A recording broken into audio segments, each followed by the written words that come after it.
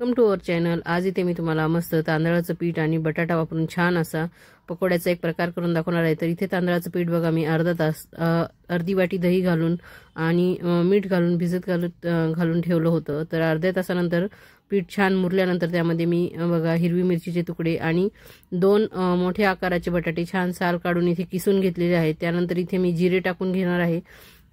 तर तुम्ही इथे चिली फ्लेक्स देखील टाकू शकतात।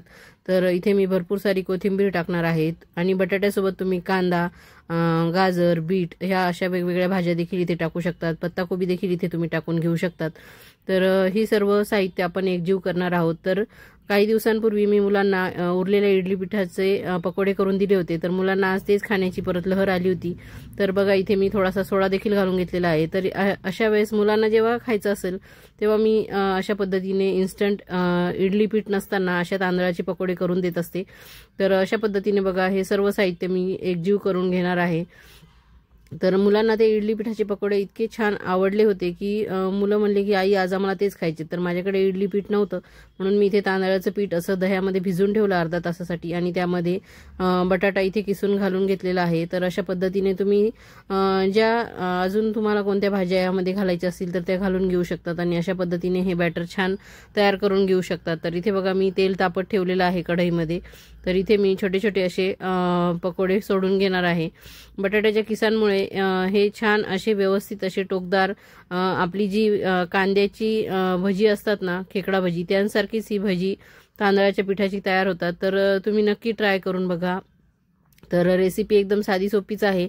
संपूर्ण कृती बघण्यासाठी किंवा संपूर्ण प्रोसेस बघण्यासाठी व्हिडिओ शेवटपर्यंत बघा, कुठेही स्किप करू नका। तर आणि माझा व्हिडिओ जर तुम्हाला आवडला तर चॅनलला सबस्क्राईब करा, व्हिडिओला लाईक करा आणि इतर अजून तुमच्या मित्रमैत्रिणींना हा व्हिडिओ शेअर करा। तर अशा पद्धतीने बघा आलटून पलटून घ्यायची आहेत। आधी ती व्यवस्थित एका बाजूने सेट होऊ द्यायची तेलामध्ये आणि नंतर आलटी पलटी करून आपल्याला छान गोल्डन ब्राऊन रंगावरती त्यांना तळून घ्यायचं आहे। म्हणजे ते छान कुरकुरीत क्रिस्पी अशी तयार होतात आणि खातानाही एकदम टेस्टी लागतात। तर तुम्ही यामध्ये अजून वेगवेगळ्या भाज्या घालू शकता, चिली फ्लेक्स घालू शकता, त्यानंतर वेगवेगळे मिक्स हर्ब्स देखील घालू शकतात चव वाढवण्यासाठी। आणि तुम्हाला अजून दुसरे कोणते मसाले घालायचे असतील, शेजवान चटणी, रेड चिली सॉस असे काही सॉसेस देखील यामध्ये घालायचे असतील पिठात कालवताना तर तुम्ही घालू शकतात।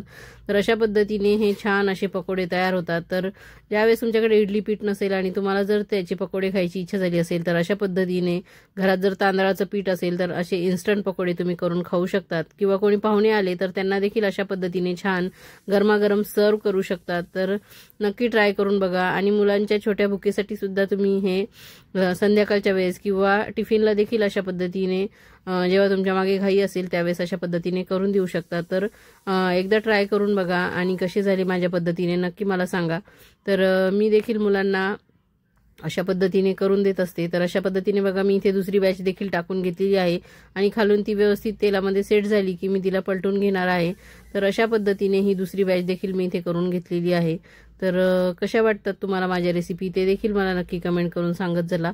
तर बघा ही देखील बॅच मी व्यवस्थित छान गोल्डन ब्राऊन रंगावरती तळून घेणार आहे आणि बघा इथे आपली तळून झालेली आहे व्यवस्थित। तर आता इथे काढून घेणार आहे आणि मी सर्व करणार आहे। सर्व करताना तुम्ही याच्यासोबत पुदिन्याची चटणी करू शकता, टोमॅटो केचप, शेजवान चटणी यांसोबत तुम्ही खायला देऊ शकता। तर नक्की ट्राय करून बघा। बघा इथे मी तुम्हाला तोडून दाखवते, छान असे हे डीप करून दाखवते चटणीमध्ये। तर व्यवस्थित असे तयार होतात। तर नक्की ट्राय करून बघा। थँक्यू, धन्यवाद।